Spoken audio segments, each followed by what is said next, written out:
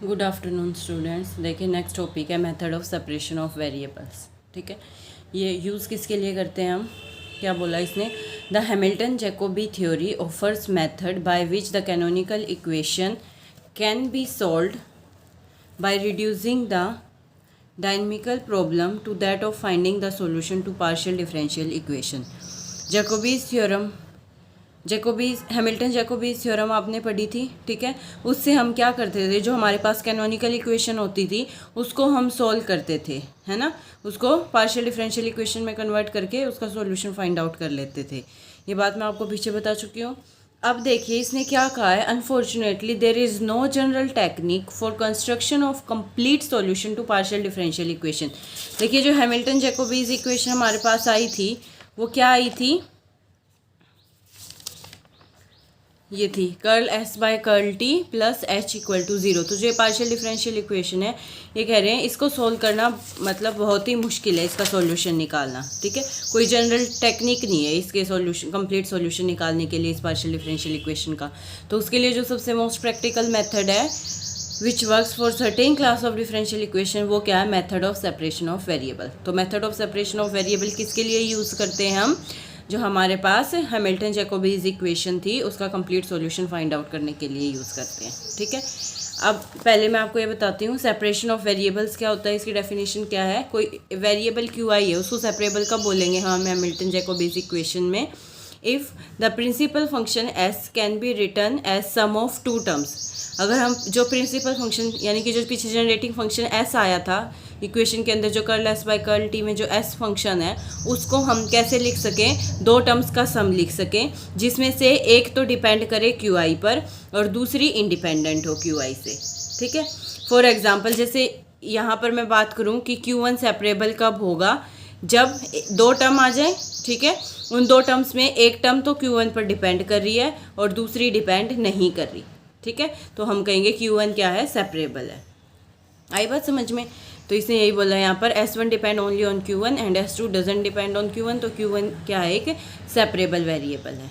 ठीक है, उसके बाद देखिए अगर हम ये सारा ये काम जो अभी मैंने ऊपर बताया Q1 के लिए, if we can do the same thing for each of these variable, हर एक वेरिएबल के लिए I varying from 1 to n है ना, हर एक क्यू आई के लिए यही काम करें तो system is easy to solve. ठीक है, in that case function looks like sum of individual pieces and each individual piece will depend only on Q I. जैसे इसमें सिर्फ टर्म क्या आई Q1, तो सिर्फ Q1 पर डिपेंड करेगा। ऐसे ही हम हर एक टर्म के साथ कर सकते हैं, एक Q2 की टर्म आएगी, एक Q3 की, इस तरीके से। ठीक है, and not on the other variable, वो बाकी वेरिएबल पर डिपेंड नहीं करेगी, एक टाइम पर एक सिंगल वेरिएबल पर ही डिपेंड करेगी। So we should able to separate the Hamilton Jacobi's equation into several parts. ठीक है, वन पार्ट और one ODE for each Q I, हर एक उसके लिए एक ही ऑर्डिनरी डिफरेंशियल इक्वेशन आएगी। तो Hamilton Jacobi's equation completely separable कब हो जाएगी, जब हम उसको क्या कर सके, हर एक वेरिएबल को के साथ सेपरेट कर सके। यानी कि जैसे ही समेशन को खोलेंगे, जो फर्स्ट टर्म आएगी S1 वो सिर्फ Q1 पर डिपेंड करेगी, फिर दूसरी जो आएगी वो सिर्फ Q2 पर डिपेंड करेगी, अप टू सॉन Qn। हर एक उसको हमने क्या कर दिया, सेपरेट कर दिया, और हर एक टर्म एक ही क्यू आई पर डिपेंड करेगी। तो इससे सिस्टम को सोल्व करना इजी हो जाएगा। ठीक है, अब हम वापस आते हैं आर्टिकल पर। तो देखिए इस मेथड में अब हम क्या करेंगे, मैं आपको ओवरव्यू दे चुकी हूँ क्या करेंगे इस मेथड में। इन दिस मेथड तो हम यहाँ सोल्व करके दिखाएंगे अब हैमिल्टन जैकोबीज इक्वेशन को, जो हमारी आई थी उसका कंप्लीट सॉल्यूशन निकालेंगे। देखिए कैसे, in this method we search for the solution in which, हम सॉल्यूशन सर्च करेंगे in which the independent variables of the given partial differential equation are grouped together so that original problem convert into a collection of problems involving only ordinary differential equation under certain circumstances। अभी जैसे मैंने आपको पीछे बताया ना, हर एक term एक ही variable पर डिपेंड करेगी। सिर्फ देखो इसने क्या कहा, इस मेथड में हम क्या करेंगे, सॉल्यूशन सर्च करेंगे जिसके अंदर जो इंडिपेंडेंट वेरिएबल्स थे गिवन पार्शियल डिफरेंशियल इक्वेशन के, जो हैमिल्टन जैकोबीज इक्वेशन थी उसके जो इंडिपेंडेंट वेरिएबल्स थे उनकी ग्रुपिंग कर देंगे। किस तरीके से, सो दैट जो ओरिजिनल प्रॉब्लम है वो किस में कन्वर्ट हो जाएगी, कलेक्शन ऑफ प्रॉब्लम्स में। जैसे वहाँ समेशन में आपके पास n टर्म्स के n प्रॉब्लम्स हो गई ना, एक को हमने कन्वर्ट कर दिया n टर्म्स में, तो कलेक्शन ऑफ प्रॉब्लम्स हो गई इन्वॉल्विंग ओनली, और वो सिर्फ क्या इन्वॉल्व करेगी, ऑर्डिनरी डिफरेंशियल इक्वेशन, क्योंकि वो एक ही वेरिएबल का फंक्शन रहेगी, ठीक है, अंडर सर्टेन सर्कमस्टांसेस, ठीक है। It is feasible to assume certain convenient form for the solution of Hamilton Jacobi's equation, तो वो फॉर्म कन्वीनियंट आ जाएगी, उससे हम इजीली सॉल्यूशन निकाल सकते हैं, ठीक है। तो अब ये तो हमें पता चला कि मेथड में करना क्या है, अब हम सॉल्यूशन निकाल लेंगे। तो उसके लिए क्या करेंगे, for this we consider the conservative system, under इसने सर्टेन सर्कमस्टांसेस कही ना, तो हम सिस्टम कैसा ले रहे हैं, कंजर्वेटिव सिस्टम, जिसके लिए जनरेटिंग फंक्शन हमारे पास क्या आया था, s equal to minus H T plus V, और h क्या था, t पर तो डिपेंड करता ही नहीं कंजर्वेटिव सिस्टम में, तो दो का ही वेरिएबल था क्यू आई, और curl V by curl Q I equal to H. ये मैं आपको आर्टिकल में पीछे बता चुकी हूँ, फॉर कंजर्वेटिव सिस्टम के लिए आपके पास ये आया था, ये इक्वेशंस आई थी S equal to minus H T plus V, और ये इक्वेशन भी आई थी, ठीक है, कि एच सिर्फ इसका फंक्शन होगा। ये सारी बातें मैं आपको बता चुकी हूँ लास्ट आर्टिकल से। अब उसके बाद हमने क्या कहा था कि हम क्या करेंगे, ग्रुपिंग करेंगे इंडिपेंडेंट वेरिएबल्स की। तो एच जो फंक्शन है क्यू आई और पी आई का, उसको हमने क्या किया, एक फंक्शन g मान लिया, और जिसमें हमने उन वेरिएबल्स की ग्रुपिंग कर दी, f1 जो कि फंक्शन है q1 p1 का, एक तरीके से fi qi pi, ठीक है। अब इसकी वैल्यू, इस h की वैल्यू आप किस में पुट कर दीजिए, इक्वेशन सेकंड में, ठीक है। तो h की जगह पे अब आप क्या लिखोगे, g f1 Q1, और Pi क्या होता है, curl V by curl QI, तो P1 की जगह आ जाएगा curl V by curl Q1, फिर F2 Q2 curl V by curl Q2 up to so on equal to किसके है, H के। इसको नाम डाल दिया हमने इक्वेशन नंबर 4।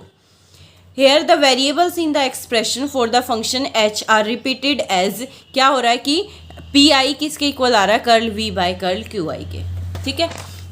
नाउ अब क्या करेंगे, ये जो अंदर एफ आई आई हैं, इनको हमने क्या नाम दे दिया, एल्फाई। एल्फाई क्या, आर्बिट्रेरी कॉन्स्टेंट्स है, तो पुट करेंगे इन एफ आई की वैल्यू इक्वेशन 4 में।